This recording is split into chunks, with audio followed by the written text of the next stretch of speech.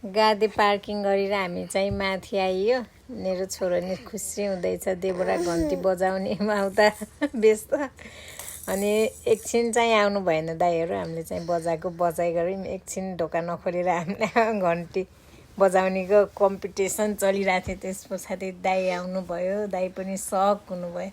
हामी चाहिँ नभनेर नाइटमा गएको, यहाँबाट नाइट गएर उहाँ चाहिँ बिहान पुगेको। भाउजू पनि बिचरा सुतेको मान्छे उठेर आउनु भएको छ।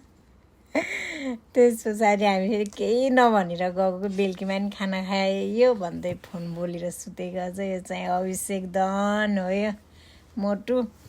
अनि बाबुले मानेको थिएन, दाइले त्यही पनि सम्हाल्नु भयो। युसुफ नि सपना हो कि विपना हो भन्दैछ यता। त्यस पछाडि छोरी र अभिषेक अनि बेन्जामिन, सानो दाइ भाउजू चाहिँ सुत्नु भएको थियो, त्यही भएर भिडियो चाहिँ बनाएन दाइ भाउजूहरूको। त्यस पछाडि सबैजना उठ्नु भयो, सबैजनालाई उठाइयो। सानो दाइ चाहिँ नाइट काम गरेर आएर भर्खर सुत्नु भएको थियो बिचरा। त्यस पछाडि सबैजनाले खानासाना पकाइयो अनि खाइयो।